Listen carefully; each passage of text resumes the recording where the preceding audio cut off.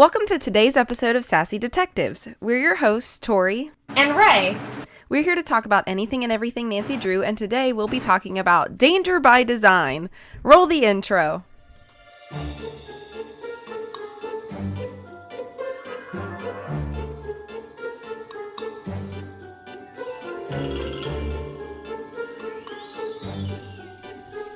Okay, Rae.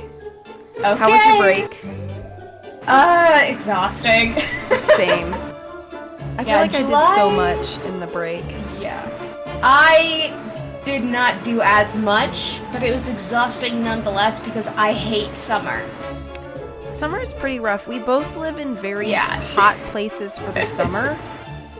We have completely opposite issues, though. Yeah. So it's like, I live in like the southeast, so it's like that hot, muggy, wet. There's currently a hurricane raging outside of my window as we record this. Yay. That kind of summer.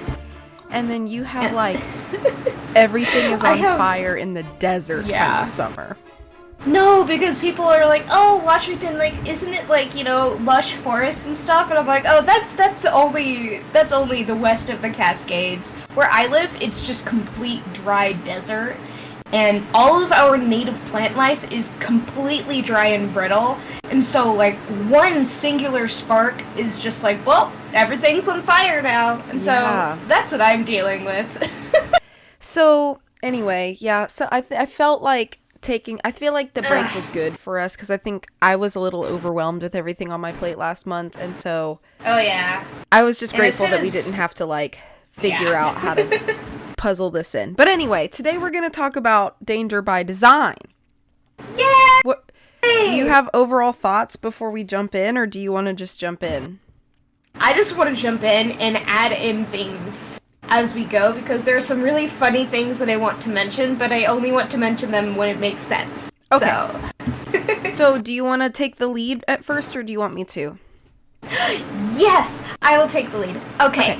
So Nancy has a really weird relationship with the French language, and this will appear more, but Nancy talks, so she has, her whole letter at the beginning where she goes and she's going to intern as an intern assistant person to a super famous fashion designer in France called Minette. And the reason she's going there is because Minette has been acting really weird, and like they don't know what's wrong with her. And so they're just like, hey, Nancy, can you check her out and kind of make sure she's not completely losing it. And so Nancy does. And I will say the first scene of this game is not going to be, it's not helpful in the, maybe Minette isn't, that bad. The first thing that happens when Nancy walks inside the building, which is the Moulin. Moulin is, I don't know. I hate the French language. Moulin, I don't know. But she goes inside, and the first thing that happens is Minette's assistant, Heather McKay, comes walking out of the big room into the lobby office area. But before that, so she opens the door from Minette's workshop into the lobby area, the office, and a giant flower pot just comes out and almost hits Nancy in the face, and she has to dodge it. Not you in the game, but Nancy just dodges this plant. That's the first thing that happens. Wouldn't that be a really funny beginning timed button press minigame though? It's like you have to stick dodge the flower pot as it comes flying at your head. That would be so funny if they could remaster this game and for Master Detective or Senior Detective, they have that be a second chance, and so 2 seconds into the game you have your first second chance death. Man. Please, wouldn't that be hilarious? Oh my god. Earliest second chance ever, I think. Yeah. So Nancy is like, oh, wow, what's going on? And Heather's like, oh, that's just Minette. She's like that. Let's go sit down and talk. And so they sit down and talk, and Heather explains, how Minette hasn't been doing her work in enough time. She's been procrastinating, has been getting really erratic with, everything. And there's a bunch of other people involved, like, what's his name? Dieter von Schwesterkrank. And then we also have Jean-Michel Traquenard. I cannot pronounce his name, and I do not care enough to respect him about it. So Nancy doesn't either. But anyway, so she tells you about all these people and stuff, and she seems a little like unsure about anything to do with Minette, and she's like, yeah, well, since you're a new assistant here, you can go and, do your assistant duties now. So you can check around the room and stuff. There's this little box on this table by the door, and it's like a little puzzle box, and it has a dodo on it, and when you try to get into it, Heather's like, oh, no, don't get into there, because if you look into that, Minette's gonna freak out, because then you'll unleash all, like, evil spirits within and stuff, and Nancy's like, okay, got it. So she puts it down for now, and then you can look more around your work area and check your emails and stuff, and which has some fan mail for Minette in there, and you can see some familiar names, like Emily Griffin from Ghost Dogs of Moon Lake. She's in there. One of the best things about this game is the fact that Sunny June was the intern before Nancy. Yeah. Which is both hilarious and also expected. But I know a lot of people have fan theories about Sunny June. But specifically with this game. I'll talk about it later, though. Yeah. So you can look around, you see, like, all these Sunny Doodles all over Nancy's desk. And one of them is a sticky note that has, like, Cocoa Kringles on it, and it says, the way it's written, it looks like it could either say, buy 200 or buy zoo. And so there are some people online who are voting on, like, which do you think it is? Do you think it is buying a zoo? Or are we buying 200 and stuff? And so, realistically, he's probably buying 200 Cocoa Kringles, but I think it would be hilarious if Sunny June just happened to own a zoo. Yeah. Like, that would be hilarious. But then you can do a bunch of chores and stuff, and eventually, Minette will want you to come meet her. And so now you can go meet Minette. And when you meet her, she's wearing this mask to where it can't cover her face, and that was one of the mysterious things that they called Nancy in to investigate for, because, when people start wearing a full face mask all the time, to where you can only see their eyes, and they're also starting to act really, really weird all the time, that's a bit weird, I guess. I don't know. Yeah, and also Minette is just consistent red flags.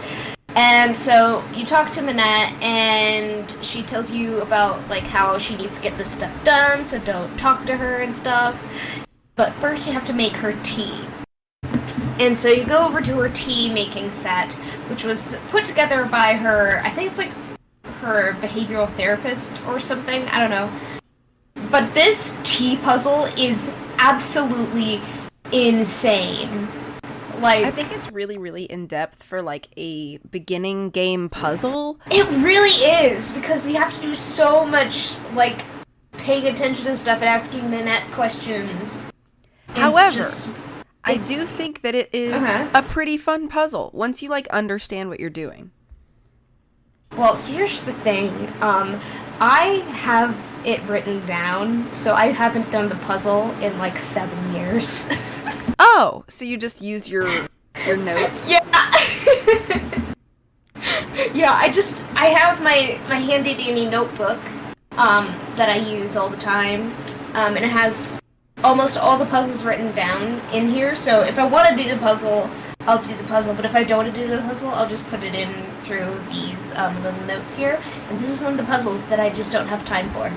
Okay, fair. I do have also a Nancy Drew notebook, but I try to only use it if I get stuck.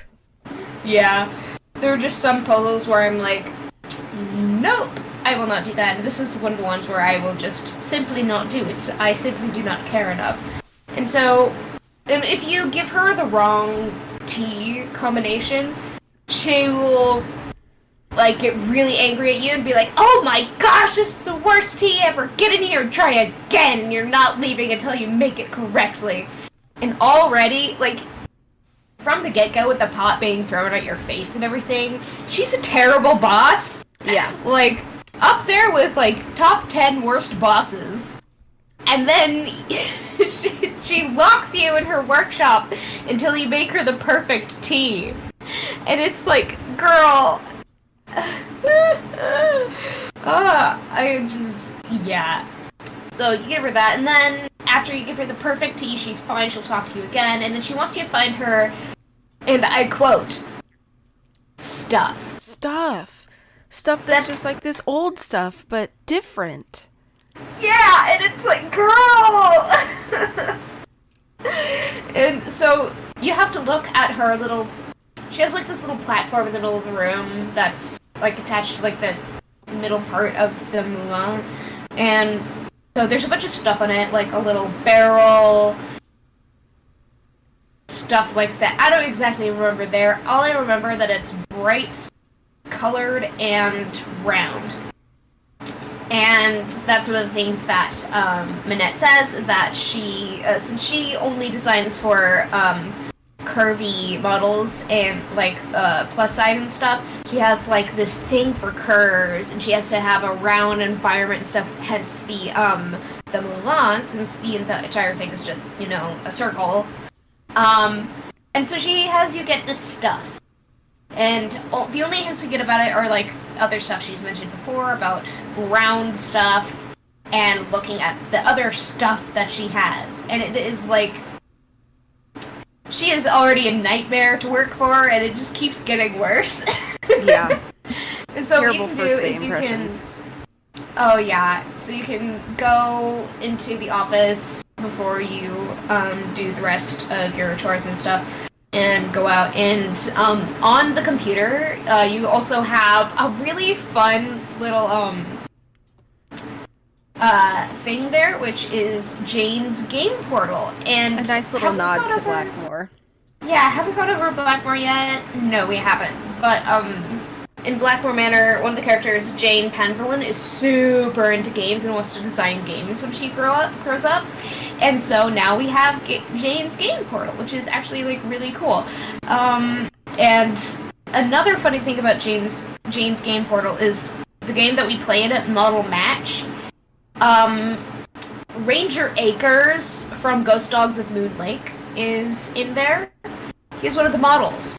And so I have a theory that he eventually, some kind of model scout eventually went to Moon Lake and looked at this guy and was like, "Hey, you're kind of hot.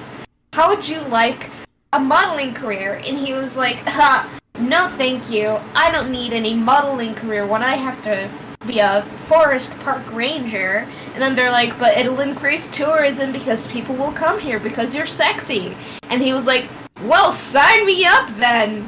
We gotta get more tax dollars for the tourism here and stuff." That's so funny.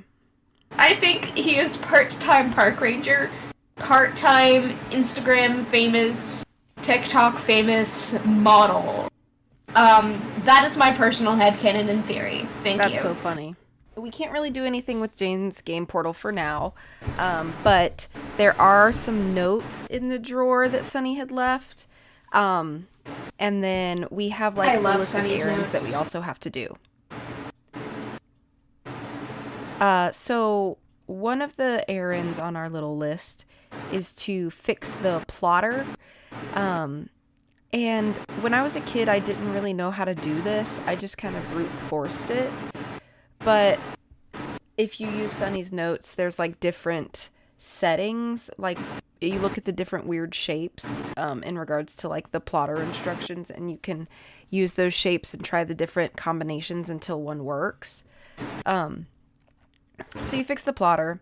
And then once you fix the plotter, I think the phone rings, and you're supposed to answer it. So you answer it, and it's from a lady called Lynn Manrique, and she's following up on this letter that she wrote about a lady named Noisette Tornade. And it's that will come into play later, but basically, Noisette Tornade has ties to the Moulin that Minette now owns, and so Lynn Manrique is trying to get some information in regards to some article or something or other that she's trying to publish. I think you can also talk to Heather about Dieter and read the magazine about Hugo Butterly, who is Minette's like biggest fashion rival. Her arch enemy. And honestly, he sounds like a dirtbag, so... Yeah, he sounds like a terrible person. Yeah, so now we're going to run all of our other errands. So, as you approach the door to leave, there's a little cut scene where a letter is slipped under the door. So you pick it up, Heather's like, you might as well open it. And then it's like a weird, like slightly threatening note. And I think Heather tells you to put it into the dodo box. Is that right? Yeah. Because it, like, absorbs the evil energy and stuff. Yeah. And then, okay, now you can leave. But you can, like, read it and stuff, since it's, like, super threatening and stuff. And that is like, aha! Ooh, so maybe that's why Minette is acting a little bit funky. Yeah. So now we can leave, and one thing I like about this part of the game is that you can do the errands in pretty much any order that you want. Mm-hmm. So, well, kind of. There are some things you have to do more than others, but you can kind of pick where to go. So where should we go first? Let's go to the park. The park. Okay, let's go to the park. So to the park, which is Pont Neuf. I'm not going to try to pronounce that. I always butcher the French language. So. That's okay. Funny though, I was trained in high school to sing art songs and opera, and a lot of the ones I sang were in French, and I always hated French. And so, like, I should be able to pronounce all these words, but I just don't. Oh, like, I might be worse than Nancy. Actually, no, I do think I'm better than Nancy at pronouncing French, but that's not saying a lot. So, we get to Pont Neuf, and there are 3 merchants here. And I love them!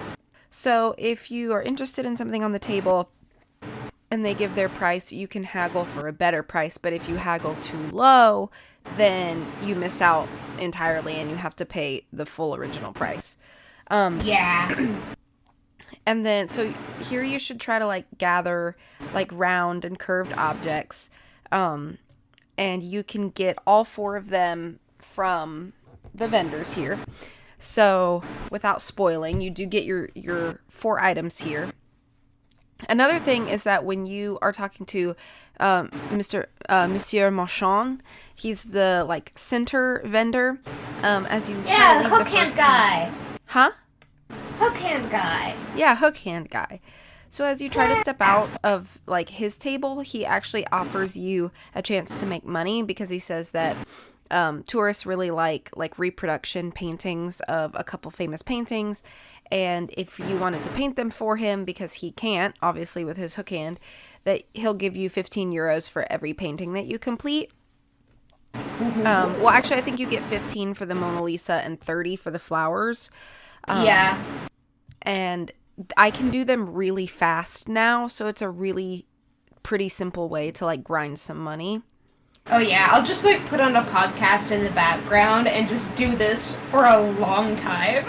Yeah, and then when you have a lot of money, you can spend all that money however you want and just buy everything and not have to worry about haggling. Yeah. So that's all the stuff that we would need to do right now at the park, which you can also look around at, like, the different displays and stuff at the park. They'll come into play later, but you can kind of make a note of them now. So where should we go next? I do need to talk about the items there, though, at the flea market, because it's, like, some of the items there are, like, so dumb. Like, they have, like, there's, like, this crusty baby doll head. Yeah, that one scared me as a kid. Like, just a bunch of random stuff that's like just junk, basically. And they're like, oh yeah, I'll charge you 85 euros for this. And I'm like, are you kidding me? I wonder where they get some of their stuff. I think they fish it out of the river, the Seine? I don't know how to pronounce it, but it's that river that is the Seine, yeah. It's the river that is also poisoning the Olympic athletes right now, so oh, gosh. That would explain. Is that why Monique is facing the river at her table? Yeah. Yeah. She's fishing. She's fishing for baby heads. With a yo-yo. Yeah. Just like a magnet there to get magnetic crusty baby that sounds heads. like a Nancy contraption if I've ever heard of one. Her with her very tight jeans. Yeah. Iconic though. But her bottom is kind of rectangular-ish. I think it's like... It is... Monique and Yanni, they just spent way too much effort on those butts, if I am being completely honest. Like, that was purposeful, I swear. Okay? Anyway, now to go to Rue du Bac. I think that's how you pronounce it. As I said, I'm bad at pronouncing French, but now you can talk to Dieter von Schwesterpronk. And, when you go to meet him, he's like, oh, yes, I guess, I get it, you're a model who thinks I'm kind of hot, but really just, wants to get pictures taken to jumpstart their career. And Nancy's like, actually, I work for Manette, and I was here to get photos to take to, Jean-Michel Traquenard. And he's like, oh, well, those aren't done. So, so now you have to develop the photos. And this is probably one of the weirdest puzzles in all of the games, because there's, like, it's basically you're clicking on a completely black screen, and that makes things a little bit difficult, and you also have to count manually as you're doing this. So you take not the prints, what is it? The film. You take the film, and you have to develop it to get the prints correctly and stuff, in the dark room. And in the dark room, you can't have any lights on, so everything is completely dark. Yay! So how do you do this puzzle? I feel like this is a famous puzzle within the community, and everybody kind of has their method. So what's your method? Oh, yeah. My method is to get a thin piece of paper and to tape it to my computer screen and turn my brightness all the way up. And so I will trace a little circle around where I need to click. And then I will write on each circle how long I need to count. And then I can see my cursor through the paper, and so I'll just click, count, in that little circle, then I move to the next circle, click, count, and the next circle, click, count, etc., etc. So that's what I do, so. Yep. I do something similar where I take, like, I have, like, the little mini Post-it stickies that have, like, the pointer on the end, Yeah. Mm-hmm. And I will point that pointy side of the Post-it right at where I should click. And, again, just count and move it over. People who can do this puzzle without anything on their monitor are beasts that I'm afraid of. Yeah, if you can do this puzzle without without physical items, let us know how you do that and what are you? Because obviously you're not human, because how? I don't know, this puzzle, it's not as bad as certain puzzles, like the hourglass one from Rent of Some Ships. But, like, it's still one of the ones where it's, like, weirdly physical with the stuff you have to do, like, away from actually in the game on your computer. You know? Yeah. So, yeah. But anyway, that one is a funky puzzle. But anyway, then after you get the after you get the prints done, one thing that I like to do, I think like this is before or after getting the prints, is flushing the toilet 10 times, because then you get an Easter egg. Yeah. And so I always flush the toilet a lot. Have you ever gotten the voice note where if you flush the toilet, Dieter will go, "Help yourself"? Yeah. And I always think that's really funny. I'm positive he's just listening like, what's wrong with her? Is she okay? Yeah. She probably has IBS. I should get her Pepto-Bismol or something. Oh gosh. Like, you know, like, because she flushes the toilet for like 5 minutes straight. It's like, there's something wrong with Nancy. Like we know that. We know there's something wrong with Nancy. Dieter doesn't yet. So he just has to guess about this weird girl in his bathroom. So there we go. So now you can go to Hotel de Ville. Also with the restaurant Cafe Kiki. Yeah. And now you can meet our bald man spotlight, Jean-Michel Traquenard. And I hate him. So, yeah. Not because he's bald, because bald is beautiful. Not because he's bald! Because he's awful. Jerk. Yeah. And so you get to talk to him, and he's like, oh, all these, like, blah, blah, blah, blah, blah, French people, but he does order you some food, so that's good. And when Jean-Michel lets you order food on his tab, always order the most expensive item. Yes. Do it. Make him pay big money for you, okay?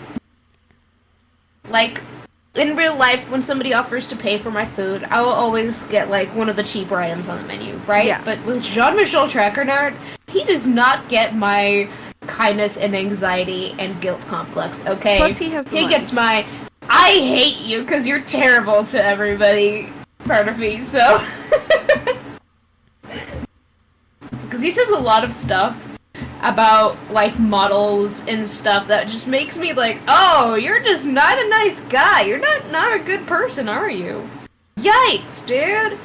And so, there's that. And so you can give him the photos, and you can also, and then he'll give you, Hugo Butterly's phone number, because, you know, you heard about him being Minette's archenemy.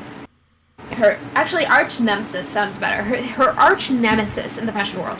And so then you can call that guy later on. But when he shows you his phone screen, you can also, like, what I always do is I always take a picture of, I get out my phone and I take a picture of all the numbers on his screen.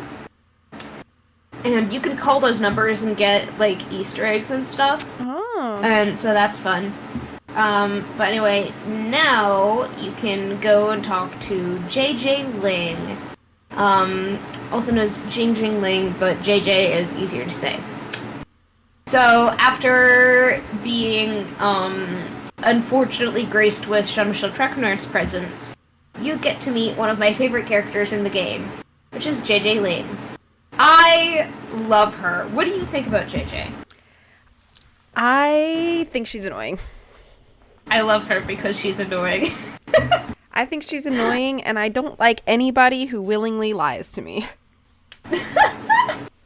I think she's hilarious, and honestly, if I had to work with Minette, I too would be insufferable.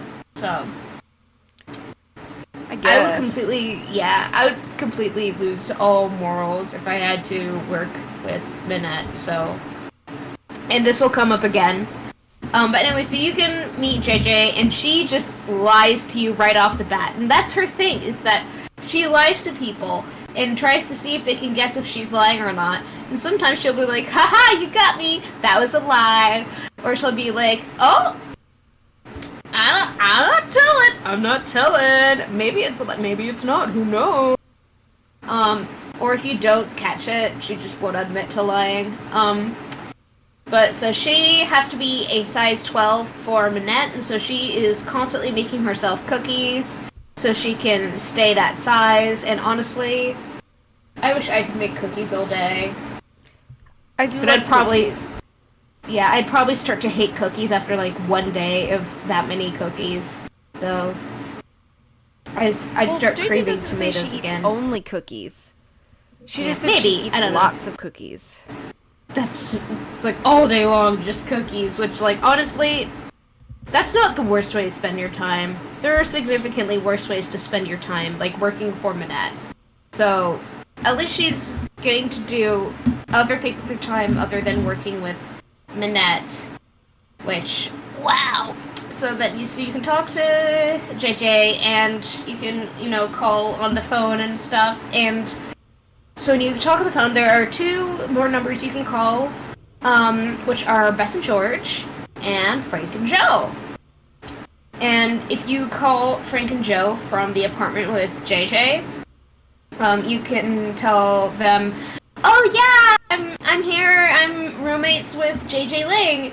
And Joe is like, "No way, JJ Ling! Oh my god!" And she's like, "Did you say my name, Nancy?" Except she says it in an Australian accent, but I'm not going to insult any of our Australian viewers. So I will not be attempting an accent. I love our Australian listeners, so I will not be insulting you guys. But so JJ says this, and Joe is like, "Oh my gosh, it was her! JJ, oh my gosh, I heard her voice!" And Frank is like, "Wow, cool. I have no idea who she is." So, which is honestly, that's very such a, on-brand thing. Yeah. And you can also talk to them about the flea market and stuff. And Nancy's like, "Yeah, it's like a giant garage sale." And Joe is like, "Ooh, I love garage sales." And Frank is like, "I hate garage sales." Which, honestly, I sympathize with both of them. Because 80% of the garage sales I go to are a miss for me. True. But then every once in a while, you find that one garage sale that has everything you need, and it makes you very happy. So it is a hit or miss for me, but, I get both of them. So that's fun.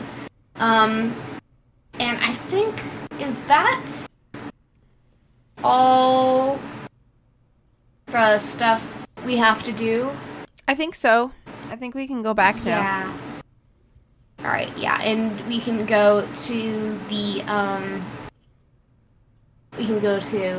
office now, or if it's too late, because there is a clock in this game. If it's too late in this game, Nancy will be like, "Oh, it's after this." Is it what, 8 o'clock, 10 o'clock? Yeah. 8 o'clock. It's after a certain, 8 o'clock.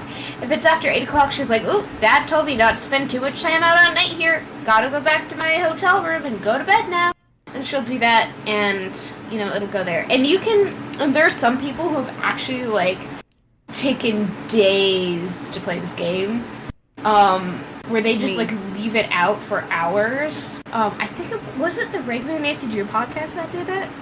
I don't remember. Or was it somebody on Tumblr? I don't know, but I was listening to something, or I read something where somebody just left it out for, like, hours and hours, like, overnight and stuff, and saw how far the days would go. And if you do go past a certain day, it just resets back to 0. Oh. What number is that, do you know?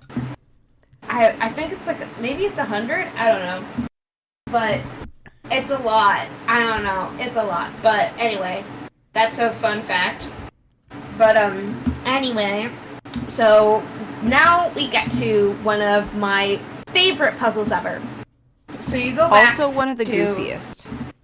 I know, I love it. So you go back to the office, and you get a phone call. And so you have to answer the phone, and it is our beloved Prudence Rutherford! Prudence Rutherford. And she's like, "Oh, hello, Minette dear. Oh, you're not Minette. Oh, you're not Heather. Oh, well, I am calling to get my designs for my outfits in the summer." And so now you get to design her custom-made designs for her summer wardrobe. And oh boy, these outfits are truly something. They are truly something. Yeah, so the first outfit, I think, is mostly fine. Because it's like this little tank top, this pink tank top, crop top. With the green fedora?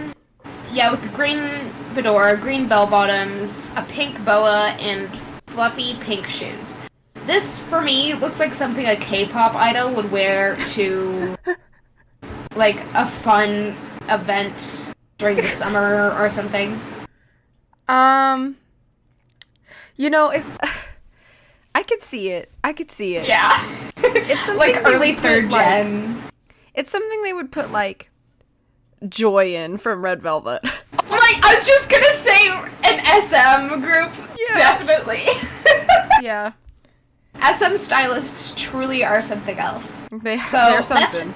So that is her summer outfit. And then they get her cruise outfit, which is another fluffy look. So she has these orange capris, these white fluffy fuzzy boots, and she has this white fluffy fuzzy bikini crop top with a pineapple purse and pink bunny ears and a terrifying yellow teeth bunny mask. This is scary. I don't know why she's wearing that on a cruise. Can you imagine? Okay, I'm gonna paint a scenario for you. Oh no! You are on your first cruise, and you're like so hyped, and the weather is beautiful, and you just had your first night sleeping in your little cruise cabin, and you get up, and it's still pretty early, and you're like, I'm gonna go to the breakfast buffet. So you put on your little shorts and a t-shirt and flip-flops, and you step out of your cabin onto the deck and head toward the kitchen, and as you're passing another door, this person walks out. God! I'd pee my pants. I'd go back into my room and call security. I would, straight up, I'd be like, what is this, The Purge? I would be like, yes! Oh my god, it is so purge coded! Like, what is she wearing? I don't... What are you wearing, Prudence, girl? ma'am. Oh my god. That's like, that is not, like, ah! Okay, anyway, and now for the second worst outfit. I really don't know what this outfit is. But, so she has a purple flannel top for fall. I do love the top. I do like the top. With these white slacks and green rain boots with a black purse, a blonde page boy bob wig, and a yellow mask? Yeah, it's like a masquerade mask or something. Yeah. I was thinking, for me it looks more like what the Incredibles wear. Yeah. But yellow and ugly. And her fall outfit, never. I would describe her fall outfit as the Phantom of the Opera goes yeehaw. The Phantom of the Opera goes yeehaw with a hint of the Christian Girl Autumn trend. What part of it is the trend? Yeah. Yeah. Is it the flannel? I don't know. I don't know what she was going with this. But also, just the... See, the first one, for me, it's fine. It's, a little campy, but it's cute, ultimately. The second one is terrifying. And the third one is just like, I'm not sure what we were going for here. Yeah, I get it. It's like, fine, terrifying, confusing. Yeah. This whole game, I constantly ask myself, do I know anything about fashion? I guess not. Me, personally, I think I know more about fashion than at least Prudence Rutherford. Yeah, true. Okay, fair. Because the cruise outfit? Also, I feel like furry boots on a cruise ship would be really hot. Yeah, but I will give Prudence this. An older woman wearing a fuzzy bikini top honestly, I gotta praise her confidence for that. That's true. Confidence level's high. Yeah. Maybe that's why she's covering her face. Because she's trying to balance like feeling confident with like still feeling shy, you know? Then like maybe choose a face mask that isn't, you know, purge core. True. I don't know, because that found something better. Something that won't give me nightmares and call security. Right. Anyway, so then Heather has a very weird request, which is for you to get Minette to stop playing a video game so she can do her work. And we're saying Gen Z are the ones who like video games instead of work, and now we have Minette over here. Anyway, so what you can do is you can get onto, Jane's game portal, and, because Minette won't stop playing it until she gets a new high score. So you have to go on and get her a new high score in Model Match. And so there's a login and a password. At least you only have to play Model Match, and it's not like Minette's playing League of Legends and you gotta go. Oh my god! Can you imagine how much worse she would be if she were playing League of Legends? Anyway, at least it's just Model Match. God. Oh my gosh. Now I'm imagining having to get your boss off of League of Legends to do work. Yeah, you like hack into her League account and like, I don't know what you do on League, so. I don't either, and I don't want to know. I could ask my work friends, or I could ask my sister's boyfriend for my League information, but I'm never touching that game, and everybody who plays that game says don't play League, so... Yeah. Anyway, so you can look into Sunny's notes and find out what her password and login are, which her login is Carol, which is the name of her dress form, and the password is her catchphrase, which is rude. And when she says rude, it doesn't mean like, oh, that's so rude and disrespectful. She says rude as in like, oh, that's cool, that's chic, that's stylish and awesome, I guess. I don't know. So you play the game, and it's one of the ones where you just, like, you make a row of 3, you match a row of 3 of the pictures of model faces, and that'll get you points and stuff. So when you finally get to the high score, Minette finally gets back to work. And, then you can talk to, what is it? The top score? What we do next. So we talk to Minette, and now we can give her the items from the flea market. And yes. Oh, so then, and if you have... This is when Minette says that she wants JJ right now. So we have to go get JJ from her place. We go to talk to JJ, and as Minette will not do work unless this one thing is done, JJ will not go or talk to you anything unless you play Hangman with her. So you can play Hangman with her, which is fine and dandy and stuff. Then after that, you have to tell her that, hey, Minette wants you, like, really bad, and she's like, well, somebody has to make cookies here, so you have to make cookies while I'm gone, and so you make cookies while she's gone. The issue, though, is that you don't have brown sugar or mint. Right. For the cookies. Like, the thing about this game is that, for me, I didn't really track the mystery as much, because,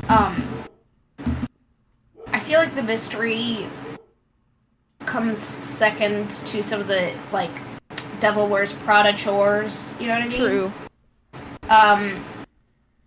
And also some of the mystery doesn't really make that much sense, which we'll get to later. But anyway, so this is like one of those games, while we're on that subject real quick, I'll just throw my thought out there, but this is one of those games that I feel like it's really hard for me to remember why I'm here. You know what I mean? Yeah. Like, it's less plot, more vibes for me. Yeah, it is, which I think is a good thing if that's what you're looking for, but if you're the kind of Nancy player that, like, the story is what makes it for you, then this is probably not gonna be, like, a strong game for you. Yeah, the story is pretty weak compared to a lot of the other ones, but the environment is very nice, I will say that. So you can look in her cabinet, in JJ's cabinets and stuff, to find stuff, and all you can find is, well, a book on electrician stuff and engineering, and you're like, why does JJ have these? She's a secret genius! Yeah. And then we also find some molasses. So we can take the molasses, and we're like, I'm sure we can use that for something. And if you read the newspaper in JJ's apartment, you will see that there is a shortage on mint. So you have to go out and you have to buy mint. And there are 2 ways to do this. You can go out to Pont Neuf again and Square de Vergeland Park and buy mint from, I think her name is Malika? Malika, yeah. I am Malika. And that is for 50 euros! 50. It's ridiculous. Okay, so 50 euros to dollars. Let's see.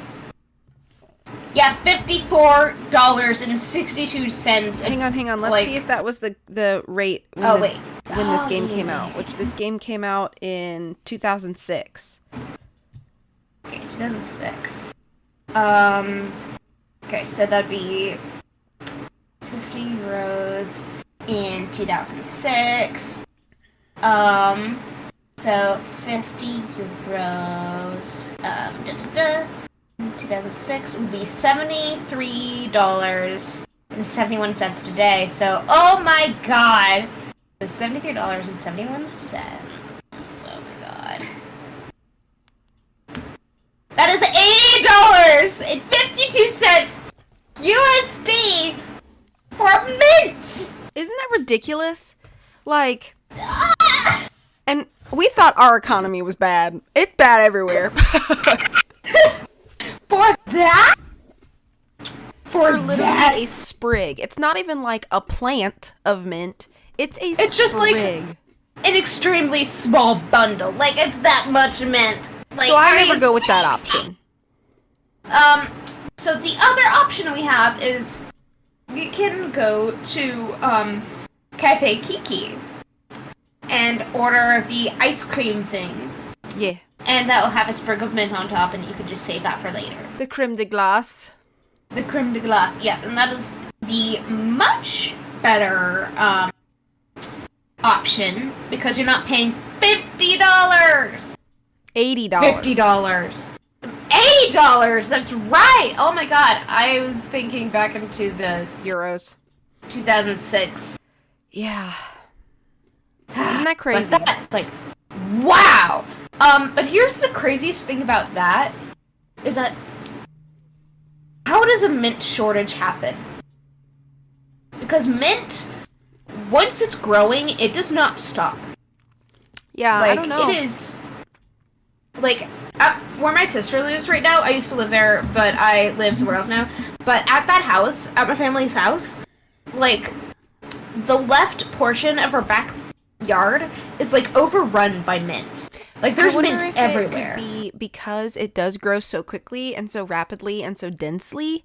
I wonder if, like, a mint farm had, like, a very overly rainy season. Perhaps it started to get moldy or mildewy. Maybe that's an option. Maybe. And so they just have to cut it all down. Yeah, maybe, but, like... I'm just speculating. I'm just guessing. I know nothing about mint. Just, like... Mint is hard to get rid of. But apparently not in Paris. Not in Paris, I guess. So anyway, that, and we got the then you can, yeah, and then you can also get from Monique a French-English dictionary, which you will need for things later on. Even though Nancy apparently speaks French, even though she definitely doesn't speak French, Nancy and the French language is a mystery to me. Yeah, so there's that. And now you can go to Marchand and get the Common Cooking Substitutions book. And you can get that for €1 because Marchand's pretty cool. He has the best deals out of all of them there, so that also might be because he has another side gig going, which is the replica paintings that he sells. So that's pretty cool, I guess. But, so you get that, and now you can go back to JJ's place, and you can, start making the cookies. And, when you make the cookies, when you put them in the oven, you can watch them as they rise, and they cook really fast. And the way I'm imagining this is, so it's sped up and everything, right? Right. So I'm just imagining Nancy just staring at them for, like, 45 minutes, just staring at these cookies in the oven, not moving. Or blinking. Not looking or blinking! Just staring there. I need fan art of this, please. Those eyes are dry. Yeah. And so after the cookies are done, JJ will call you, and she will ask you what the cookies look like. And if you get them right, if you get the mint cookies right, the edges turn up, which does not happen in real life, unfortunately. But in this recipe that JJ uses in this place in France, in this apartment, it makes the edges flip up on the cookies. And so if you get them right, JJ will be like, okay, now I'll stop shopping and go do stuff with Minette. Because until you get the cookies right, she will not do any work for Minette, and she'll just go shopping and have fun. Yeah. Which, honestly, I do not blame her for. Not with a boss like that. Because Minette! But anyway, so then after that, you can go back to the Abysses? The Mulan, the studio. Abysses, and you will get a mysterious phone call from a man who's like, may I speak to Minette? And Nancy's like, oh, sorry, Minette is unavailable. She's doing her work now and stuff. And you can either be like, sorry, she's not available, or you can go and try to get Minette in her office, and you can put them on hold. But Minette is not coming out. She is busy with JJ, and so obviously we're not gonna get anything out of Minette because she's doing her work and hyper-focusing, and probably also stabbing JJ with needles. And then you go back to the phone if you put him on hold and he hung up. Which, honestly, I would also hang up if I had to talk to Minette. Even if I asked for her. So, and now we have a note on your computer with another weird request from Minette. Because Heather's like, hey... Yeah, because Heather's like, hey, Nancy, Minette has this weird request to get a stuffed parrot. She needs it for some reason. I do not know why, but please get it for her. I don't know why anybody would need a stuffed parrot, but okay. So then you can go and get the stuffed parrot and stuff from Square Virgo Lawn Park if you want, which honestly, being a personal assistant to Minette is like exhausting, just like in the game. Because can you imagine how much weird stuff she would ask you to get? Yeah. Well, like, this time when you go to Pont Neuf to get the stuffed parrot, this is when you see Dieter on the park bench. Yeah. And as you try to approach him, he... Oh, the scene gives me such secondhand embarrassment! Yeah. And you're like, Dieter! And he like... And she's like screaming at him from across the park. Hey, Dieter! Yeah, he's like avoiding eye contact and like looking away from her. Like, Nancy, read the room! And she does not get that! And she just keeps yelling at him! Read the room, Nancy! He doesn't want to talk to you! Yeah! And so he gets up and runs away, and I can't blame him. And then she's like, I wonder why he ran. You're screaming at him in a public place! And he doesn't want anybody to know that he knows you. Please chill. Yeah, like, I also wouldn't want anybody to know that I know Nancy when she was screaming at me from across the park. Like, are you kidding me? I know. Gosh, read the room, Nancy. It's like something out of an SNL skit or a sitcom. Yeah. But so anyway, Dieter leaves behind these two items. He has this weird, like, miniature clock thing. And then he has an obituary on Noisette Tornade, which is the lady that Lin Manrique Manrique called about earlier in the game because she used to live in the Moulin that is now Manette's studio. So you're like, also, I wonder what this is. I love the name Noisette Tornade so much because it means hazelnut tornado. Yeah, I would also like a name that cool. It's such a fun name!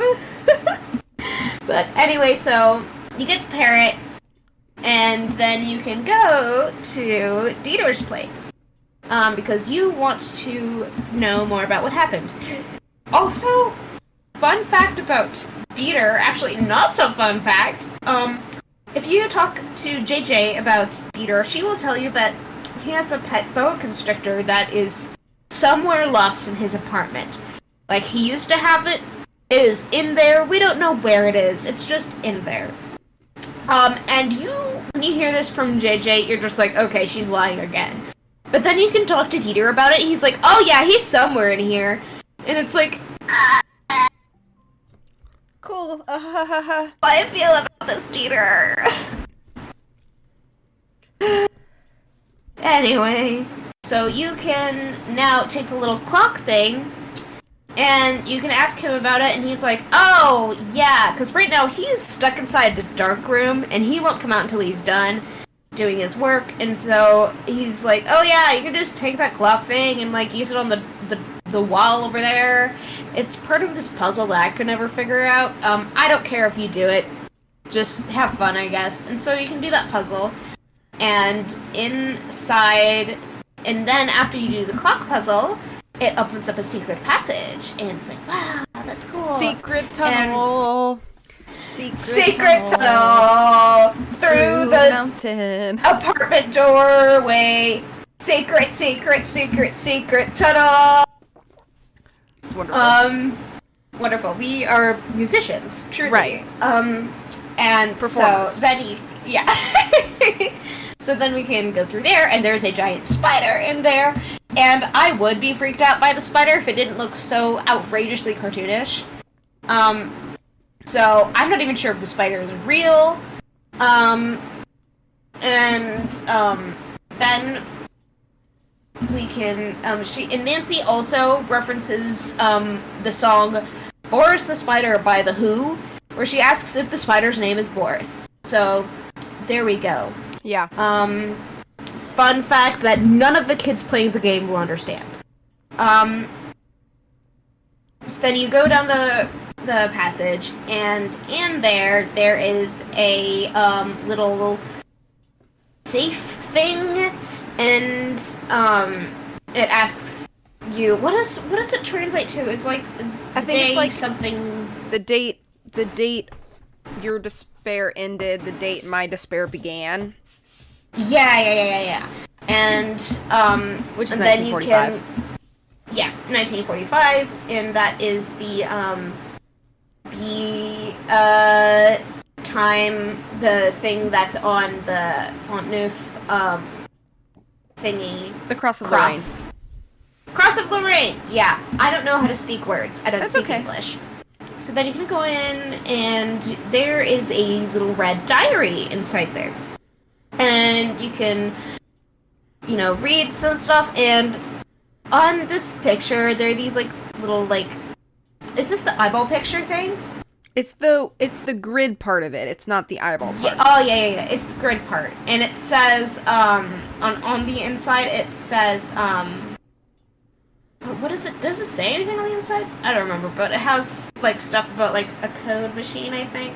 Yeah, then there's the folded letter, and I think that talks about the machine a bit, the coded machine. Yeah. So after that, you can now go to the Moulin again. And there's another fun scene where Minette, Minette comes out, right? Yeah, and she's freaking out. She's like, Nancy, you need to go in there. There's cockroaches everywhere. Somebody sent me a box of chocolates, but it was actually cockroaches. So you need to go inside and get all of them. And Nancy's like, why don't we just call an exterminator? And Minette is like, no, I will not have somebody killing people on my watch. I cannot have that negative energy in my workplace. Which, like, Minette... They're bugs. And sorry to break it to you, but, like, the energy in your workplace is... sucky because of rough. You. Yeah. Like, girl... okay. You've already poisoned the air in here, ma'am. Yeah. So now you go into her workplace, her workshop area, her work, whatever. Office. And so Minette basically locks you inside until you get all the cockroaches. So you have to find all the cockroaches. And there are 9 of them. So, I hate the bugs, I hate the cockroaches, I hate bugs in general, I especially hate cockroaches. Even though I've never seen one in person, I hope to never see one in person. You've never seen a cockroach? Hold up, pause. No. You've never seen a cockroach? They're not as... let me see if they're common in Washington. Because I feel like I see 4 or 5 just, like, from, like, walking around outside. Washington. They're everywhere. Maybe. For me, at least. Oh. Maybe I haven't... because, like, I don't think I've seen bees. Like, I don't think I've seen cockroaches, really. Maybe I have, I don't know, but they're not as... mostly what we get here are, like, a lot of flies and mosquitoes and, like, I don't know. You're lucky because sometimes there's variations of cockroaches down where I am that fly. So, yeah. Anyway, I was just taken aback by that revelation. You can continue your story, or your... no wonder. The talking. Cockroaches like warm, moist areas, and that is not where I live. I'm quite moist down here. I live hot, dry, so... yippee. So that is lucky for me. Unlucky for me, we have a million different bugs. And you can look around and find little notes and clues and stuff. Like, as you look around for the, cockroaches. I have to blow my nose again! Ugh! Ugh!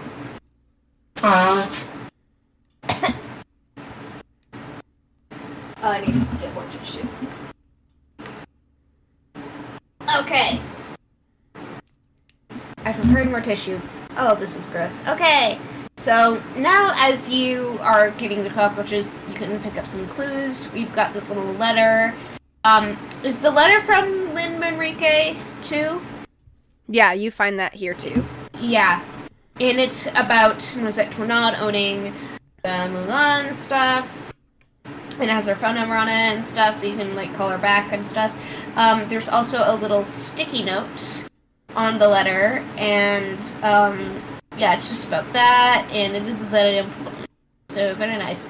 And you can also, look closely at Minette's design for the dress that she's working on, which is a dress for the First Lady of the United States.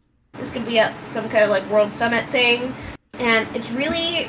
I actually think the dress is really pretty. I do too. 'Cause it's like, yeah, because it's like this red, this like cool red strapless dress with a little sash for the neck and shoulders area. It's like really pretty, and it looks kind of like shimmery and glittery. The fabric does, and Nancy says it kind of sounds like it's buzzing. I like the way that they made the texture of the fabric look in the game. It looks really cool. And, also, spoiler alert, but, like, if the First Lady or her bodyguards and stuff were autistic, they would have known that dress was sus as hell. True. Because if something like that is buzzing, I am like, sir, there is something not right with this dress. True. I'm like, sir, the dress is alive? Alive? Like, I can, like, one of the things with autism is that you're very, like, at least with the people I know who are autistic, like, we're very sensitive to, like, electricity, so, like, we can hear, like, lamps. It's louder. Refrigerators especially. I can hear if a TV's on from across a house. The walls also, I can hear those too. And sometimes I have to unplug my electronics because the outlets get too loud. And so if I had to wear a dress like that, I would actually just fire Minette and burn that dress. So, yeah. I would be like, nope, we're going to a thrift shop. I can't wear this. Sorry. So, there we go. But this is where I should be elected as president. So, because I can't be elected as first lady. So, right. And then I will be immune to having dresses that are really suspicious and make weird noises. So, or you could just refuse to wear it. That too, yeah. So anyway, we've gotten the bugs. Yeah, so now we get the bugs, yay! But if you try to get out before you get all of the bugs, Minette will slam the door back on you and be like, "Get all of the bugs! You cannot escape until you get all of the bugs." And so she locks you in there until you have all the bugs. So then you can go and so Minette. When you get all the cockroaches and get out, Minette refuses to be in the same room as the cockroaches, and so she will leave the entire building so you can get out and get the cockroaches out. And so while she's gone, you can check out the secret dodo box. And so this puzzle is like the Roadrunner puzzle from Shadow Ranch. Yeah. So you basically just have to move the dodo around so it doesn't get eaten by the wolf coyote things. Actually, no, it's not wolf coyote things. Well, some of them are, but we have like the first level eagles. Is like hawks, and yeah. then the second level is coyotes, and then the third level are people. Yeah, and so you solve those puzzles, and then you can look inside them, and you can look inside and open all of the letters and read them, and one of them is different than all the others. And if you remember something from back in Minette's office, one of the pieces of paper you can pick up is a note about fonts for something. I forgot what it is with something, and Heather gave this to Minette. Uh-huh. So the person who had access to these specific fonts that were used is Heather. So we have a clue on who could be sending these notes. So, then you can go to Square de Vergalant Park and you can let go of all of the roaches. Just dump them there in the park. That doesn't sound too sanitary, just dumping a bunch of roaches everywhere. Unless you dump them in the Seine River, because they're gonna die in there anyway. Or they'll just have fun in there, because the river is gross anyway. But then, after this, so the letter from Lynn Manrique was, something about the clock dial things in her office, which were another cool thing that came with the Mulan and everything. And so Nancy wants to know how, like, the actual full photo, because you can see a photo of that in a magazine, but you can't see the full picture of them, only partial photo. And so you can ask Jean-Michel, who took the photos, hey, can I see a little photo of it? And he's like, aha, well, you can, but you do need to do some work first. And so he has you make parfaits, because the Cafe Kiki is understaffed and he wants to get his food on time, and nobody's making parfaits for the tourists. I think it's some kind of field trip that is like making a school group is coming through, I think. A school group. Yeah. And they all want parfaits, and they don't have enough people working, and so he just has Nancy do the parfaits. And I have a few things to say about this quiz. Not quiz. What? minigame. First of all, the sound? I don't know how I feel about the sound it makes. The, like, weird ASMR squelchies? Yeah, the weird ASMR squelchies. I'm not a fan, but I do like this puzzle. Yeah.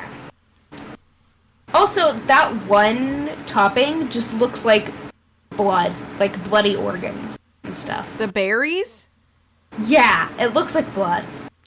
Oh. Like blood clots to me. So, I can't ever unsee that. When I first played it with my friend, we were like, that is blood right there.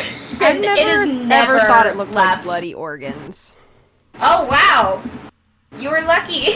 I think they just look like berries. Well, anyway, so you can do that puzzle, and you can also talk to him about JJ.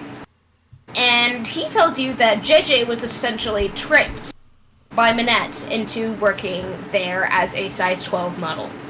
And so she was forced to go to Paris for this job, do a strict schedule by Minette's terms and Minette's terms only, and also she had to gain a lot of weight to be that size. So that is a terrible job. And she was tricked into it with the contract and everything, and so that is like, ooh, yikes. So now we have two suspects for who is threatening Minette and sabotaging her. So that is Heather and JJ. So there's that. So after that, you can go back to, I think we go see Dieter at this point. Yeah, sorry. So you can talk to him again, and he needs somebody to take pictures for him.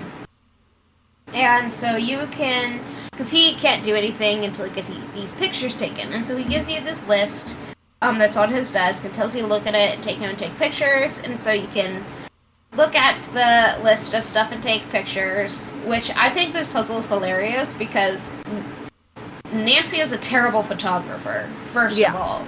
And photography isn't something that you could just pick up a camera and just do. Because you need to know, like, the angles, the ratios, the lighting, the coloring, the background and everything. There's a lot that goes into photography. And Nancy is just going there like, oh, I see a skull now. Here to take a picture. So you take a picture. It's like the worst composed, lit thing ever. It is. Her photos are absolutely awful. And so you can do that. And then you can also you can go to the Moulin again and take pictures of some of the stuff that you need to take pictures of, like a stapler. I don't know why he needs a photo of a stapler, but he needs a photo of a stapler. And while you're there, you can talk to Heather. And you can tell her about the threatening note that you found. And she says, basically, that she hasn't sent any of the other letters. She just sent that one because she was so upset at Minette for being terrible to her. Now, I ask you this. Have you ever gotten Heather fired for doing this? Because after this, you can ask... It depends on the playthrough for me. I've done some playthroughs where I don't get her fired and some where I do. See, for me, personally, I don't get her fired. Because if I had a boss as bad as Minette, I probably would also send her anonymous death threats if other people are sending them too. Oh, man. She committed physical assault against Heather. She threw that pot at her head. And so, she did. But I would just quit. Yeah. I mean, yeah, that too. But anyway, so I don't get her fired because I feel her. I also hate Minette, so... Yeah. I would be like, ooh, girl, here's a funnier catchphrase to use in your next threat, like, vague threat against Minette with random pieces of paper. Like, don't eat anything that's the color yellow tomorrow. That would probably actually throw Minette into an insane spiral. Huh? Oh yeah, she definitely... because, like, I was thinking, send her, like, a vague, threatening message, like, don't eat anything the color yellow tomorrow. But now I'm thinking, send her into a spiral. Anyway, I hate Minette. I would hate working with her. She would get the worst review on Glassdoor. Anyway, so... Okay, so there's also a person that you need to call named Zoo if you've been reading the magazine articles around. This is the guy that's like a spelunker in Paris. So if you call him, Zoo will tell you that he'll give Nancy the information that she needs about getting into the catacombs, but he wants to do it for JJ's autograph. So we have to figure out how to get JJ's autograph. Another thing is that, he's Zoo? creepy. He is very creepy. Yeah. He's giving stalker would cut your skin off while you sleep kind of dude. Yeah. And he spends all his time in caves with skeletons and stuff. Also, exactly. I do have a kind of funny story about Zoo, kind of. But I used to do busking as a way to get money when I was in high school. I would I would get a speaker and I would sing in public and stuff. And this guy who looked exactly like Zoo, including, like, the backpacking equipment and sunglasses and everything. This guy looked, like, very much so like Zoo in the picture that we see of him. And he tipped me a $2 bill. So, that's my... $2? What? $2? Yeah, well, with most of your tips, $1 is average, when you do busking, at least when I did it. Okay. So $2 that's just a really standard tip, but, this guy gave a $2 bill, which is very rare. And so I was like, wow, that's cool. Why did he just have a random $2 bill? But also at the same time, also very Zoo, you know? Right. So anyway, there's that. I'm gonna blow my nose again. Okay. I'll keep going. So next thing you should do is run to the park, take a picture of the cross, because that's another thing for Dieter that you need. And then you can also, should go back to Place Manche, and if you start to talk to JJ about getting an autograph, she's like, no, I don't like to do that. I'm really paranoid about that, which, fair. Very fair. What you do is you're going to trick JJ into playing a game of hangman with you because she pressures you to do that with you all the time anyway. So now you're going to trick her and you're going to make her write the really weird thing that Zhu wanted you to get her to write, which is Zhu, my love, Jing, which, okay, so we get her to write that out by guessing those letters in that order. And then we take the piece of paper, which JJ doesn't find suspicious. I would find suspicious. And then we can go to the catacombs. So at the catacombs, the last two things that you need pictures of, which is the candle and the skull, respectively. You've got all the pictures for Dieter now, and then you need to put the autographed or the tricked writing from JJ into the eye of the skull. And then go back to JJ's place and call Zoo, and he'll be like, okay, here's how you get into the blah, blah, blah, and the blah, blah, blah. You need a wetsuit. So, now we have to go to the wetsuit. Go get a wetsuit, which our good old buddy Marchand has in Pont-Neuf. So we go to Pont-Neuf and we buy a wetsuit from him. And then if you also ask him about the weird decoder that's on his table, he tells you that it's not for sale, but he would give it to you if you give him a bottle of Mouton Fouette, which is like, I guess supposed to be like this really rare wine that like nobody can find anymore. So it's basically an impossible ask. But anyway, now we have a wetsuit, so we're going to go diving into the tunnel water beneath France. Yeah. So here we go to the catacombs. I need to say something about... So when you're in the catacombs, you have to, like, avoid the police and stuff, the tunnel police, and, so you don't get arrested, you know? And then when you get to the spot where you can go and start diving in the water, Nancy fully strips. True. Like, she just takes off all of her clothes and sets them right there.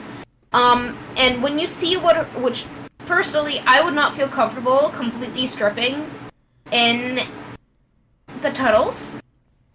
Me neither, man. Like, that just, it doesn't seem great. But also, when you look at her outfit, she is wearing the ugly horse shirt to her Paris fashion couture assistant job. Look. After the outfits we just made for Prudence, I feel like horse shirt is the least of our fashion worries. Okay, yeah. But still, imagine, like, working for Miranda Priestley from The Devil Wears Prada wearing that outfit. Yeah, surprised she wasn't just fired on the spot. Yeah. But so anyway, continue. Okay, so we're going to the catacombs. We open the top of the skull and we press the red button, and then the secret passage opens, so another secret tunnel. And this is where you kind of like run around and you can hear the police approach, and you have to like duck into the different shadowy rooms to avoid them. And eventually you should find a chamber with like the water in it, and that's where you'll put your wetsuit on and dive into the water. So you basically are just going to be trying to find your way through to the other side of the tunnel, but you are timed with how long you can be underwater. And there are a few different like air pockets where you can come up and get a breath. And if you are thorough, you should find tucked into one of the little chambers a bottle of Mouton Fuerte just kind of floating around by a fan. And so if you should snag that. Then once you eventually find your way through to the other side, you'll come back up the ladder, and now there's another little wall safe, and it's got the hazelnuts on there.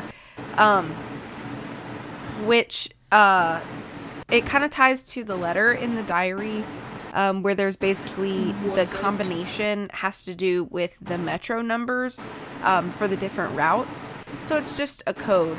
Now, the weird thing for me is that you cannot solve this puzzle just standing there, because Nancy does not have a physical map in her inventory.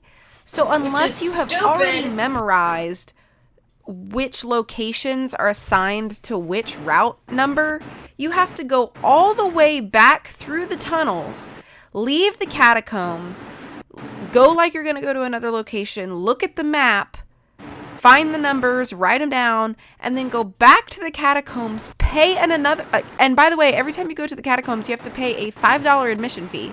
So now you're paying 5 more euros to just go back through the water again to get back to the hazelnut panel so that you can put in the combination. Which I think sucks.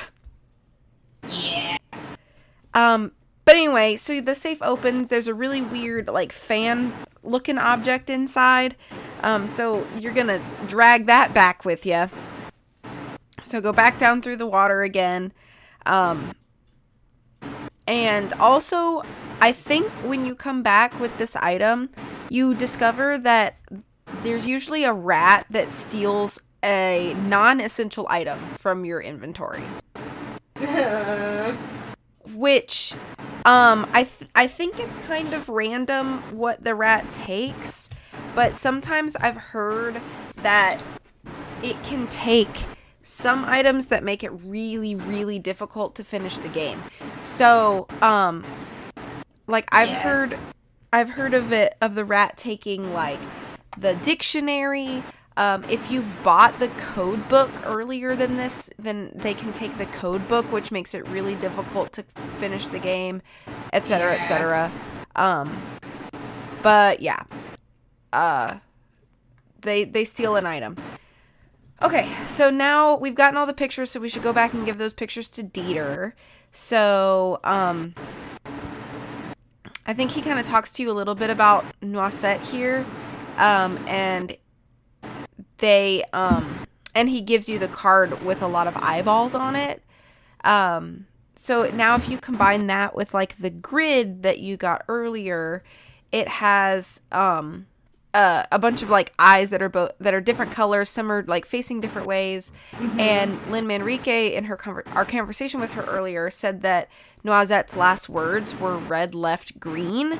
And you can apply that here. So if you... Can I say something, though? Yeah. I have never been able to solve this puzzle. It's never made any sense to me. Really? No. I've had to get a walkthrough every time because it just makes no sense to me. So what you're doing is red left is one set and green is the other set, and you just select them all. So you select all of the red eyes that are looking left. Oh. And then you select all of the green eyes. I am a fool. It's okay. That's all you have to do is it's the red left and then green. So all the red eyes looking left and then all of the green eyes. And once you select them all, Nancy reads the message that appears at the bottom, which says Souleraine 4154. And then if we take that to the Cross of Lorraine, we can put the 4154 into the... Huh? No, I'm just... Giggle, yay! Oh, we can put the 4154 into the Cross of Lorraine, and the cover below that drops, and it shows all of the weird displays that are in the park and how they should be oriented for something to happen. This part of the game is so goofy, I think. And I will never, ever, forget the first time I played this game and just being utterly confused at the mouths. Yeah, I don't know how the mouths work. So the mouths basically... I know how they work in the game, but, that has got to be the most annoying park exhibit thing. Yeah, absolutely. So you basically want the mouths to be in the same shape as they are on the Cross of Lorraine, which is the top mouth is saying E, the middle mouth is saying ah, and then the bottom mouth is saying oh. And so you have to keep spinning the little bar thing until the mouths cycle through all of their weird sounds and are set up the way they are. And then you can back away, and if you've done it correctly, they'll stay that way. And then you have to go over to the weird, pinwheel thing. And every time you spin it so that the purple is at the top like it should be, a squirrel comes and changes it. So we have to pull a Nancy and rig up the most ridiculous thing to try to scare this squirrel away. So what does Nancy buy from the vendors around Pont-Neuf? She buys a big old wooden stake, some string, and a pot pie tin that for some reason one of them has. And then honestly, she sets it that's up. not the worst idea. I guess, but it's still so goofy to me. And then, so Nancy, can you imagine you're just taking your lunch break? Maybe you work nearby and you're taking your lunch break by walking through the park, and you see this American girl digging this stake into the ground, and now she's tying a pie tin to it so it goes thunk, thunk, thunk, and scares away the squirrel so that she can have the purple on the top of the pinwheel. I'd be like, somebody needs to come take this girl away. Yeah. And another thing that's really good to get from here is from Malika, you can get a book on a very definitely real martial arts style called Ichido. Definitely very real. It's definitely very real. Yeah. You can also trade the Mouton Fouette for the decoder with Mr. Marchand. So do that too. So then you get the squirrel distracted or scared off. You get the purple, and then you go over to the fish fountain. You press the button, and another secret tunnel is revealed to you. So you crawl down under the water fountain, and you go through the passageway, and Nancy just tromps down there, but if you haven't bought the flashlight from Monique yet, you'll need to make sure you have done that. But if you have already bought the flashlight, you're good to go. Then there's a chest in there. Open it up. You got a weird key. and then you go back to the park. And now we're going back to Minette's place. And now we're getting close. We're getting close, friends. So, I will say, the cutscene in the tunnel thing is so long for no reason. Oh, it's unnecessarily long. You know what it reminds me of? It reminds me of the cutscene walking scenes in Danger on Deception Island. Yeah. And you're like in those tunnels. It reminds me of those.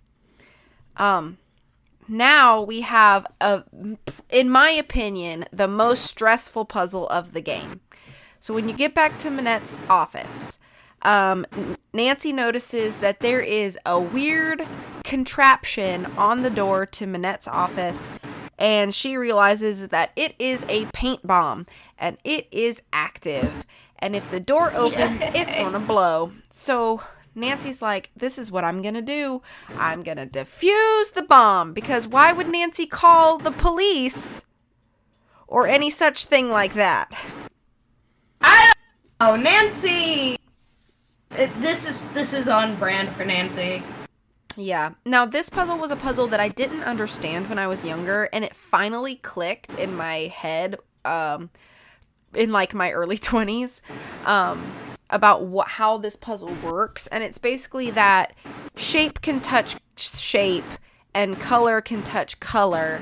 But you can't mix a shape with a different shape if they are different colors, and you can't, like, that sort of thing. So, like, once I understood how it worked, I enjoyed this puzzle a lot more. But I am in the grouping of people that thinks even the best puzzle, when timed, becomes stressful. Yeah. So I always be sweating a little bit. You know what I mean? Yeah. So when you defuse the bomb, which if you don't do it fast enough, of course it will also go off. And also, Minette is basically like, Nancy, what are you doing out there the whole time you're talking? And Nancy's like, nothing. Everything is completely normal. There's definitely not a bomb on your door. Drink some tea and everything's gonna be cool. Don't worry about it. So that happens, and then after this, actually, I don't know how to trigger it. I haven't triggered it before, but apparently you can trigger a conversation with JJ. And about the bomb? About the bomb. Apparently she wanted, so the reason she had the engineering textbooks was because apparently she wanted to be an engineer or something. But I'm pretty sure that she was the one who set the bomb, and that's because she had the engineering textbooks in her house. Either that, or it was just there to throw suspicion onto her. Dang. Yeah. I didn't know that. That's awesome. Yeah. Now, here's the thing that I think is weird. So, you throw the bomb in the trash because that's not suspicious at all. At least put some other trash on top of it, I know, Nancy. she literally just dumps it in the top like nobody's gonna notice. Anyway, and then you go into the studio and nobody's there. Does that not seem weird? Is that an oversight? Probably, yeah. Because why is nobody there? So, anyway. Now it's time to pull out our nice decoder box. And if you use the Roman numerals that you saw on the 3 stone discs in the picture that Jean-Mi shows you, it has the numbers 953. So if you set the dials that way, and then you go up to the like coded message that you have from Noisette's diary, and then type that in, the decoded message comes out as rouge, blanc, rouge, bleu, rouge. So red, white, red, blue, red. Now if you go to the like windmill pole, I guess, in the middle of Minette's office, you'll find an indentation that matches the weird fan thing that you got from underneath the catacombs. So if you press that into the indentation, it opens a panel. There's 5 rows of colored bands, and you can set the bands to set the colors from the coded message there. And then a cutscene will happen, and then another door in the floor will open up. So now we go downstairs again. And then if you go all the way down the passage, there's another metal door. You can use the key that you got from the tunnel under the fish fountain to unlock this door. Nancy says some stuff. It's a bunch of like beautiful glass art. So and then there's like a little stand in the middle of the room. And if you lift the cover, pick up the envelope, all of a sudden, Nancy is fluent in French. I don't know why, because she has to have a dictionary for everything else. Isn't it the weirdest thing? It's like, dude, you struggled with the word for stapler, and now you're reading me a whole 6-page letter in French? The dictionary. Rouge Blanc Rouge. You needed the dictionary. Genuine. Girl. So confusing. And now she's fluent, just reading French. Girl, Nancy. Anyway. Yeah, so now at the end of the letter, there's some more Roman numerals that Noisette writes. She writes 10, 4, 3. And then, if you close the stand's cover, there's like the metal box in front of you that kind of traps you. It has the words, I'm probably not going to pronounce this right, but it's like une dernière énigme chez ami. And it's, you'll find that like, in Noisette's diary, she had called Cher Ami the decoder. So now you have to do a shift cipher. And 380 is the shift number, and I think it is so difficult to do a shift cipher. I have to do it by writing it down. So if you write out une dernière énigme cher ami, and then you do the shift cipher 380, because of the 380 decoder, it's like you shift U by 3, N by 8, it's so A by 0, blah, blah, blah. And then you have like a jumbled letter thing. And then you put that back into your decoder with your dials set to 1043 this time. Mm-hmm. And you type that all in. Then you get de, un, cinq, sept. So that's 2154. Oh, fun. Yeah, I'll take care of this next part. Okay, so now we know that Noisette Toinade. So we learned a lot about Noisette Toinade's story throughout the game in little increments and stuff. So basically, she was a spy for the French resistance during World War II and wanted to protect a lot of the French art that was being destroyed by the Nazis. However, the story gets, like, for me personally, like, really iffy because she was in love with Dieter von Schwesterkrog's grandfather, who's a German soldier! Yeah, he was a Nazi. So like, I'm like, I don't know about a Nazi romance. Like, I don't know about that, Chief. Like, for me personally, that's kind of like... Yeah, it's kind of strange. Like, I'd get it if he was just, like, a German man. But, like, he was a German soldier? Yeah. Like, they could have made it better if he were, like, a double agent for the Allied forces or the French resistance or something, but he wasn't. He was just plain a Nazi. Right. And so I'm like... They made it where it was like Noisette was kind of like the double agent, but like why couldn't they both be? Yeah, like personally, I just don't think that's a good look for you, Noisette.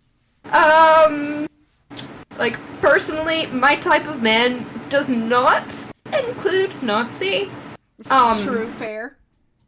Just that for me, that's a bit of a red flag. Girl, run. But, anyway, so she took a bunch of the art, the stained glass, and she hid it in this chamber that would be, like, super, super locked and stuff. Which, fun. But then after you find that stuff and Nancy becomes fluent in French and then escapes and everything, you are in the tunnel from the chamber to underneath the floor of Minette's workshop. And you can hear a conversation between a very familiar male voice, another kind of familiar male voice, and Minette. So, Minette was working with 2 German operatives from a secret special thingy, I don't know, to bug the First Lady's dress for the World Summit. Yeah. And the entire fabric of the dress was, like, basically a listening device. So, I have some questions about that. First of all, as I said earlier, like, if anybody around her were autistic, they'd be like, hey, why is your dress super loud? And second of all, how, like, if she went to, like, the bathroom, you know, like, I'm just thinking of experiences in theater where somebody had their mic on and they went to the bathroom. Oh, yeah. And that's kind of how I'm imagining the operatives listening in on all of her conversations. Yeah. Through the dress. So anyway, there's that. But then they leave. Once they leave, Nancy's like, okay, now I know exactly why Minette has been acting funky, because these people have been threatening her to get her to work faster on the dress and stuff. Because these 2 guys have been leaving all these threatening notes and stuff for her, because they're like, yeah, let's make it look like the reason she's acting weird is because of this, or blah blah blah, whatever. I don't know, it's a weird way to get her to work faster, because Minette is weird anyway, but... So, Nancy can get out, and she's like, okay, now I've got to grab that dress and escape and get it to the police. But you want to know who's still in the room?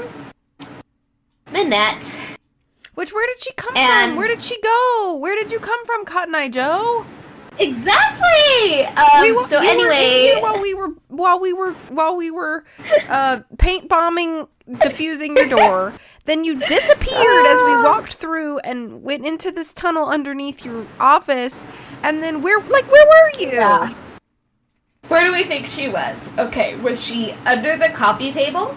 Was she behind her desk? Was she behind the couch? Or was she inside the barrel and that is one of her things in the stuff corner? Maybe she was trying to align herself with the curves and she climbs into the barrel. Yeah. Maybe it's like a meditation thing. Oh, I love this. So anyway, then we have the best ending to a Nancy Drew game ever. And by best, I mean the funniest ending. So there are a few, I know I've mentioned this before. There are a few Nancy games that I like to suggest to people who have never played a Nancy Drew game as a starter game. This is not one of them. Now, let me explain myself. I do not recommend this as a first Nancy Drew game, not because I think it's super difficult. I think it's pretty balanced in regards to difficulty, but it's because by the time you get to this ending, everybody who has no frame of reference to like how the ending of a Nancy Drew game usually goes is gonna like have any understanding that this is not normal. Yeah. And they're gonna be like, what is going on right now? Because Nancy fans think that when they play this game for the first time. Anyway, you can continue. So then we get our first ever Nancy Drew boss fight. Yeah. The only Nancy Drew boss fight, actually, which I think is hilarious, and I need more boss fights. So, remember that definitely real, legitimate martial arts book we found on the art of Ichido? Yeah, if you read that, this will make a lot more sense. But she has what's called she cries, where you say something like, Ika! And then she strikes where in a certain place. Which I think this is the worst martial arts ever because you're telling everybody what you're gonna do when you attack. Which is stupid. Why do you study this martial arts, Minette? Okay, so basically Nancy just blocks all of her attacks, and Minette gets really tired. But we did get some great lines from Nancy in this. My favorite being, "I fought imaginary elves that were stronger than you." Yeah. So Nancy has fought imaginary elves. Are we going to unpack this? No, because Nancy does not unpack this. She just drops this bit of lore and never talks about it again. This is never mentioned again. Yeah. What's never mentioned again? The fact that Nancy has fought imaginary elves. Oh, you're right. Her interactive in the next game, please mention the imaginary elves again. Yeah. Thank you. We need to know. So, we maybe have it's that. a recurring and then nightmare or something that Nancy has. Yeah. So anyway, do you have a favorite Ichido cry? I as I said earlier, I love the Ika. I am partial to the Oh yeah, this is just, it's the craziest endgame sequence to any Nancy Drew game ever, and I love it. So there's that. And then we finally get the reason why she has been wearing the mask. It has nothing to do with the actual plot of the game. Because one of the things that everybody was concerned with her at first, which is why we were called in, is because she wears this mysterious mask all the time, and there must be something very wrong with her with like the main plot about why she's wearing this mask. And you want to know why she's wearing this mask all the time? Tell us. Because she has an alien tattoo on her face. Okay, have I shared with you my fan theory on this? Yes! Share it! I don't care if you told me before, share it again. Okay, so I read this fan theory. I didn't come up with this, but I definitely think that I buy it. So the fan theory that I have, that I hold about Minette's alien tattoo on her cheekbone, is that it's obviously canon that the intern before Nancy was Sunny June, and we know that Sunny June is really into like this sort of idea of like aliens and Anunnaki. So the fan theory is that one night after work, perhaps, Sunny convinced Minette to like come grab dinner or something like that. You know, maybe she's been working really hard. He's trying to like get her to relax a little bit. So they go out to dinner and he just starts like laying it on thick about the Anunnaki and aliens. And so Minette, in order to not strangle him, starts drinking. And she gets a little tipsy, and as she is drinking more to try to combat the fact that she wants him to shut up, now she's actually starting to kind of listen to his theories, and she's like, oh, but maybe it could be, maybe he's not that crazy, like, maybe, like, I believe this too. And I think he convinces her, or she convinces herself to get an alien tattoo on her cheek. And then she wakes up the next morning, sobered up, hungover, sees it in the mirror, immediately fires Sunny, and wears the mask. That's my theory. I love that so much, and for me, that is canon. Yeah, I'm accepting it as truth. Yeah. So anyway, that is the game! That's the game. Yay! And now we get, like, the rest of, you know, the end game stuff, and Nancy tells us about, like, what happened with, like, the dress, but if you didn't get Heather fired, then Heather goes on to be a fashion designer, yay, and pretty successful, because she has her own fashion show and stuff, and she hires Nancy as a model, and Nancy does not know what she is wearing, but she's okay with it, because she got to be a fashion model, so. Yeah. So that's the game! That's the game.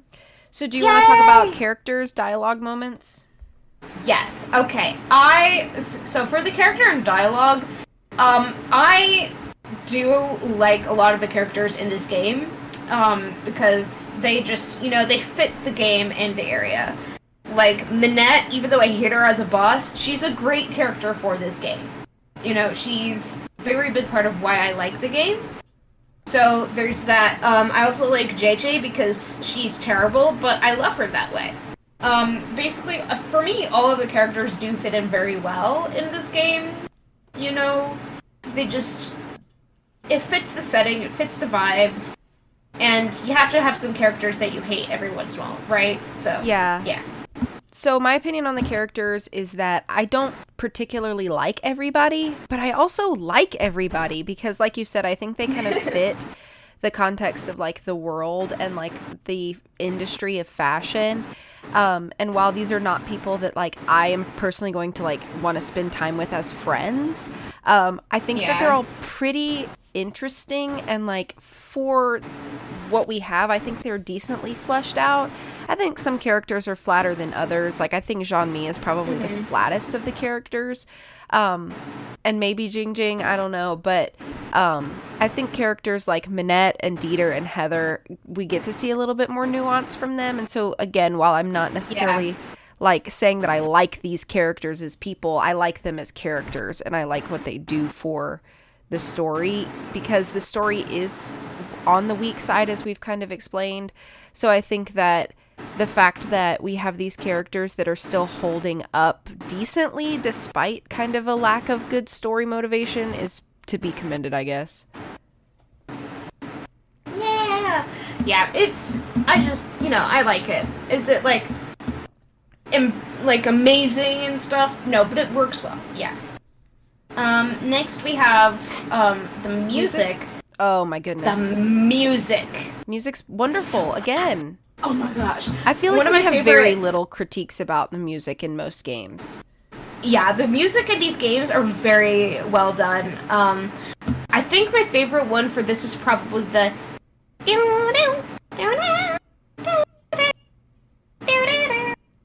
that one. Yeah, that one's good.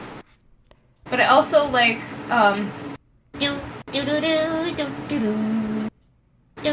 yeah, that one's my favorite. I think that's the Mulan track, but yeah, I think one thing that's really nice about this, I think that this soundtrack, it has like the very distinct sort of like French vibe without feeling like distracting or overbearing. Yeah. It's kind of just like... But I like the... Yeah. They're what? Oh, I was letting you go first. Oh, I was just gonna say, like, I just think it's like a really nicely balanced like mix between like fast upbeat tracks and also like kind of the more spooky, a little more chill, because even like the spooky tracks, I feel like some games they have their spooky tracks and they're just like ambient spooky, and that's not a bad thing, but for some reason Kevin Manthe found a way to like ease in even just like the French influence into the spooky ambient tracks, and I think that was really just well done. And I love the jazziness of it too, because it's got some great jazzy tunes. But it's jazzy in a different way than like Legend of the Crystal Skull is. Yeah, that's more like the New Orleans style of jazz. This is more like the traditional kind of like French jazz. Yeah, with the accordion and stuff. I like it a lot. It's very well done. So next we've got the puzzles. I think puzzles are okay. I would say that there are a few puzzles that I think are a little bit... I think that the difficult puzzles are the ones at the end. Those like cipher shift puzzles. I think those can be really, really confusing and kind of vague if you don't really know what you're trying to do. I don't think this is the best game in puzzles, especially because I feel like some of the better puzzles are like chore based.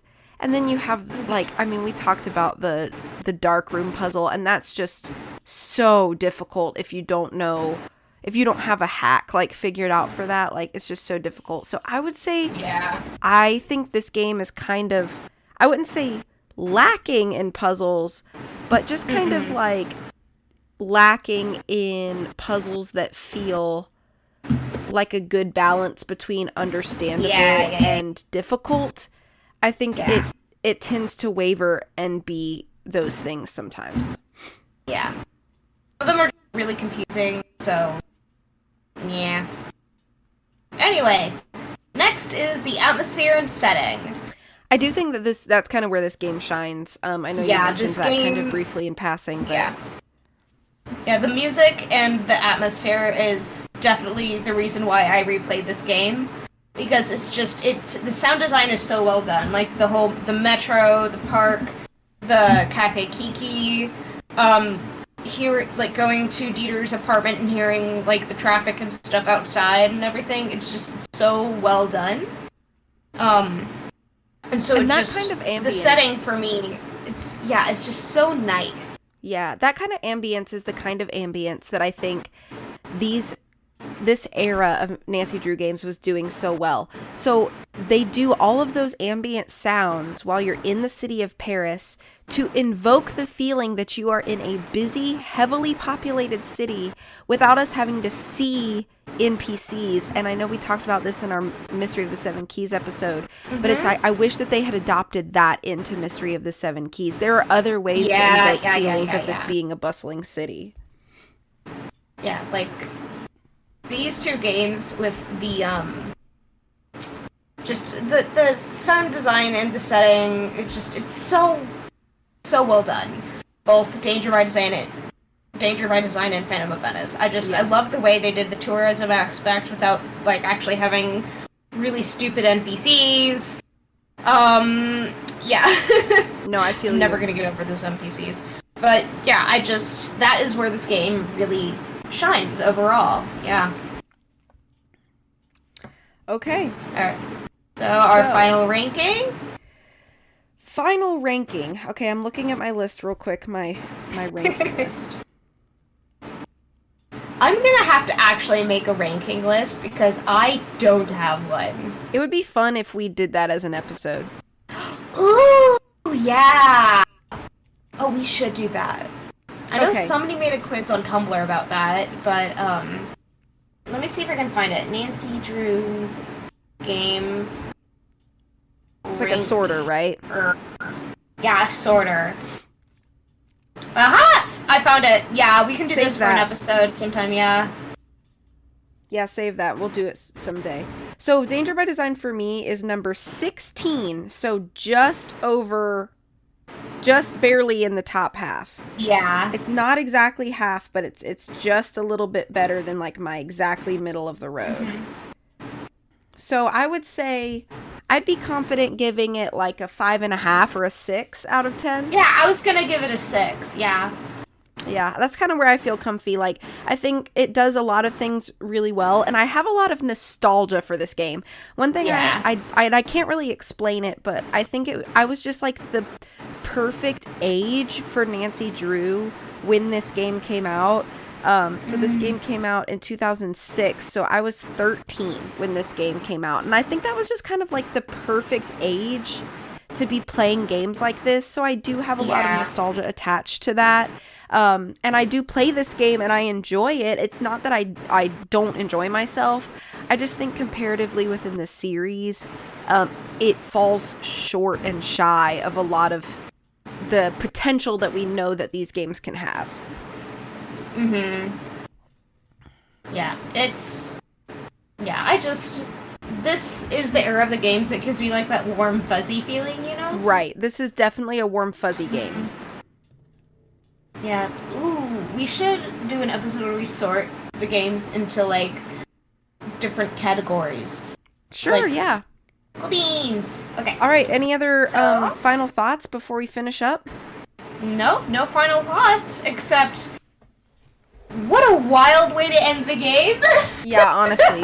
And I like, even though I think it's kind of, like, silly and campy, in a weird way, it's so iconically Danger by Design. Like, once you've played that game and beaten it, like, it becomes, like, such a thing that you remember about that game. And while I think it's silly and doesn't really add to its, like, plot, I do think it's just, like, iconically its own camp.